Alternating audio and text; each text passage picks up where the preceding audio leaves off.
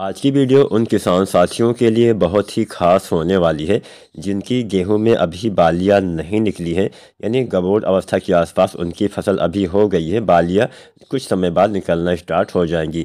ऐसी दशा में हमें बहुत सारी बातों का ध्यान भी देना होता है, बहुत सारी हमें सावधानियां बरतनी होती है और कुछ खादों का इस्तेमाल हमें इन अवस्थाओं में करना होता है जिससे हमें अधिक से अधिक लाभ दिखाई दे। तो चलिए ज़्यादा समय नहीं लेते हैं, वीडियो स्टार्ट करते हैं। अगर बालियां निकलने से पहले कोई भी दिक्कत हो जाती है तो बालियों की साइज़ अच्छी नहीं आती है, बालियां पतली कमज़ोर रह जाती हैं जिससे उत्पादन में काफ़ी कमी देखने को मिलती है। तो सबसे पहले कुछ सावधानी, जैसे सामान्यतया हम सिंचाई के ऊपर ध्यान नहीं देते हैं तो सिंचाई पे थोड़ा ध्यान दीजिए, पानी की कमी ना होने दीजिए। ये तो बेसिक बातें होती हैं, मैं अपनी लगभग सभी वीडियो में आपको बताता हूँ। ये आवश्यक चीज़ें होती हैं, भले ही आप ध्यान दें या ना दें, लेकिन पानी अगर आप सही समय पर नहीं लगाते हैं, नमी की कमी हो जाती है तो भी समस्याएं आ जाती हैं। अब जहाँ पे अच्छी खासी धूप निकल रही है वहाँ पे थोड़ा ज़्यादा, हमारे इलाके में उतना अच्छे से धूप नहीं निकल रही है तो वहाँ पे नमी अभी बनी हुई है। तो ऐसे किसान साथी जो थोड़ा गर्म वाले इलाके में रहते हैं, जहाँ पे गर्मियाँ ज़्यादा होती है, उन किसान साथियों को पानी के ऊपर थोड़ा और ज़्यादा ध्यान देना पड़ता है क्योंकि वहाँ पानी जल्दी सूख जाता है। फिलहाल बात करते हैं क्या करना होता है। तो बालियाँ निकलने से पहले आपके पौधे को दो तत्वों की खासकर ज़्यादा आवश्यकता पड़ती है। एक होता है फास्फोरस, एक होता है पोटेशियम। ये दो ऐसे तत्व होते हैं जो इस अवस्था में पौधे में बेहतरीन बालियों के निर्माण में सहायता करते हैं।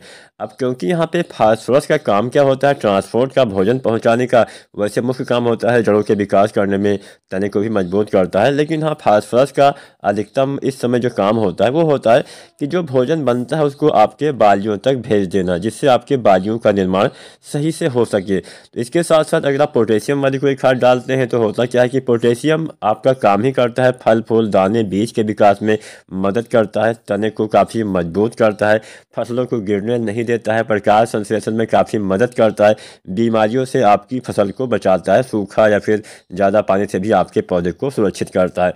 तो यहाँ पे जो आप एनपीके कुछ डाल सकते हैं, जैसे आप एनपीके 05234 का इस्तेमाल कर सकते हैं जिसमें 52% फास्फोरस और 34% पोटेशियम पाया जाता है। ये दो तत्व की पूर्ति हो जाती है तो पौधे की बालियों का निर्माण अच्छे से हो पाता है। अब हमारे ऐसे बहुत सारे किसान साथी होंगे जिन्होंने कुछ ऐसी वैरायटियां लगाई होंगी जिसकी लंबाई ज़्यादा होती है, मतलब उसकी हाइट ज़्यादा हो जाती है।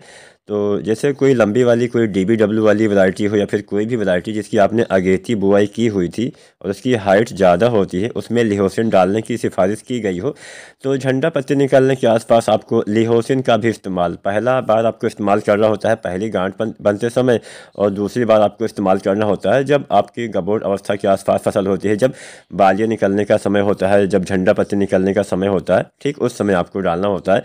तो लिहोसिन भी आप 2 ml पर लीटर पानी के हिसाब से आपको, अगर झंडा पत्ती आपकी निकलने वाली है तो डाल दीजिए। इससे होता क्या है कि जो झंडा पत्ती और आपकी बालियों के बीच का गैप होता है वो कम हो जाता है, जिससे पौधे की हाइट ज़्यादा नहीं जा पाती है।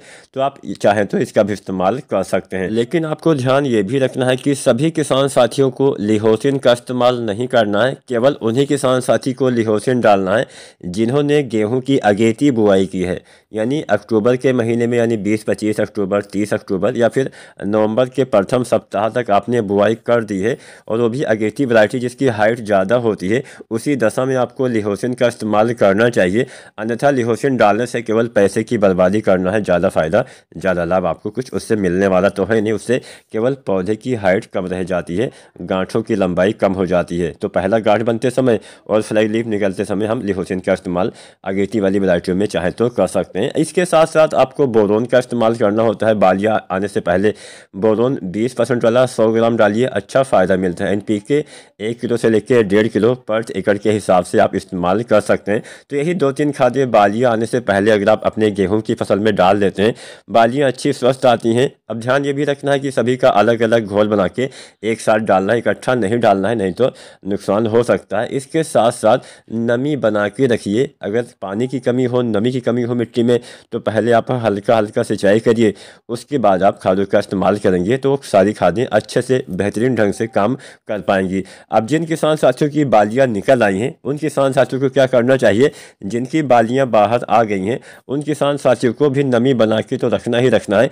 इसके साथ साथ बालियां निकलने के बाद आप NPK 0050 का इस्तेमाल कर सकते हैं। दाना भरते समय 1 से 1.5 किलो यह NPK डालते हैं तो आपके सभी दाने का भराव बहुत ही बेहतरीन ढंग से होता है, दाने के भराव में मदद करता है। उम्मीद है आज की ये जानकारी आपके लिए उपयोगी साबित होगी।